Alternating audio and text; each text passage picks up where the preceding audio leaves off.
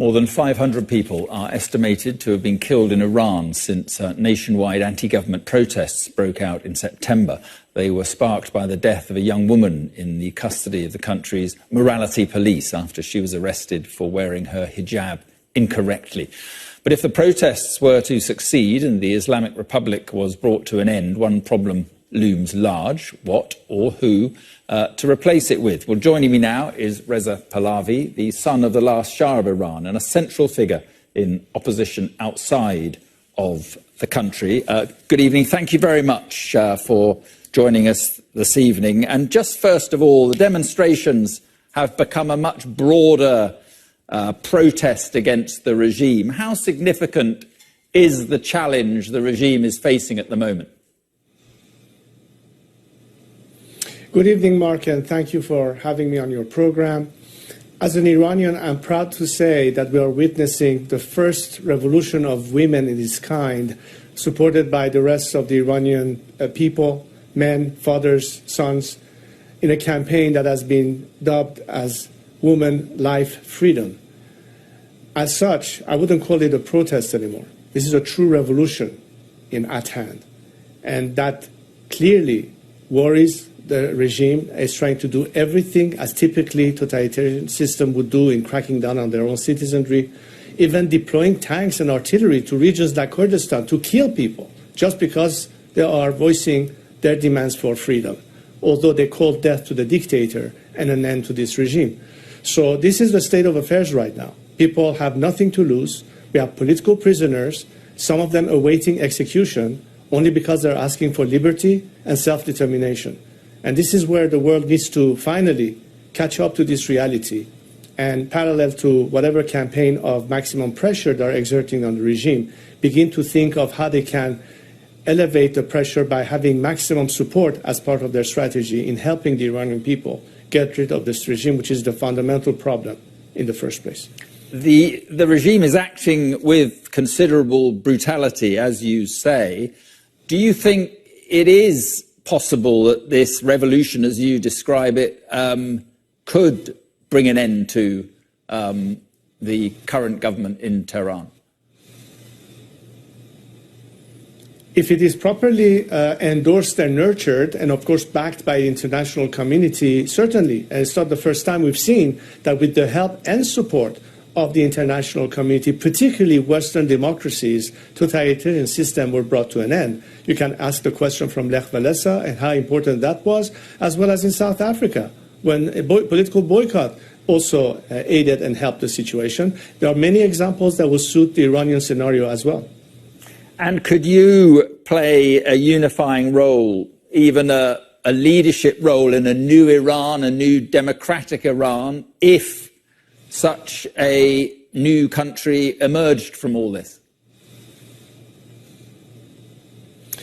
I've always said throughout the last 42 and counting years that my only goal is to bring our country to a point where the Iranian people in a free and fair election can determine their own future in terms of self-determination. And the way I see that happen is to lead this movement with the help of others. I'm not doing this alone. Lead this movement with the help of others, each playing our parts to gain support for this revolution and the world community to come in support of it, so we can finally bring this regime to its knees by ultimately perhaps well-organized across the country labor strikes. That would be the quickest way to paralyze the system and force it to an implosion, with a scenario of transition that involves an interim government that will, of course, manage the country's affairs in the meantime, and the preparation of the elections of the Constituent Assembly, where all the issues, including the regime's future form, the Constitution itself, all the principles adopted in it, will be proposed to the nation for a final referendum that will determine the ultimate future of Iran and its political formation, the election of the first parliament of that new democracy, and of course, election process that will determine the formation of the first government. And would you go back to stand in those? To bring in. Sorry, forgive me. Would you go back to stand in those elections?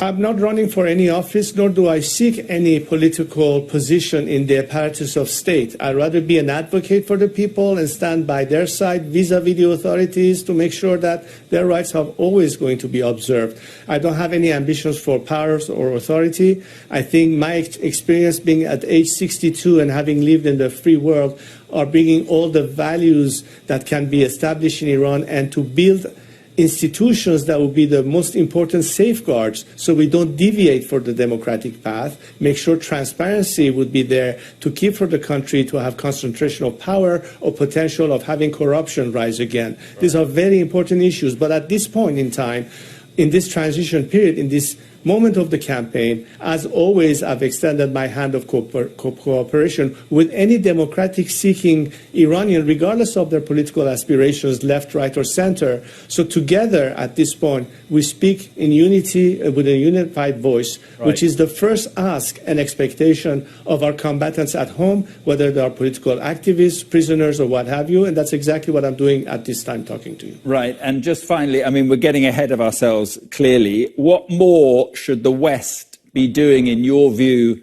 to bring about change in Iran? There are very tacit measures, which, of course, I hope to have the opportunity to discuss as I'm planning a multi-country trip in the next few weeks, and discuss it with people at high level of governance in respective countries, as well as members of parliament of those countries, to exactly discuss the issues of where exactly and how they can be of help in helping this transition. The most obvious and most immediate concerns, just to give you a couple of examples, are the following. The Iranian regime is trying to create its own inner internet system to detach the people of Iran from the rest of the world, a little bit a la North Korea. This cannot be allowed to happen. So any assistance rendered for Iranians not to lose their means of communication, which is vital for us, with the outside world and among themselves, will be a key assistance, technologically speaking. The formation of a strikes fund that I have advocated for years now, to be able to finance and be able to compensate workers that would go on strike, and as a result of losing their wages, and they have to feed their families, and they're not well off to be able to survive multi-week sustained strikes. That's another thing to be discussed. And there are many assets of this regime that are frozen, which is it's people's money at the end of the day, who could be repurposed to that effect. Just to give you a couple of examples, and there are many, many more that we can discuss, obviously. Okay, well, listen, we have run out of time. Reza Pahlavi, thank you very much for coming on. Very interesting. Good to talk to you.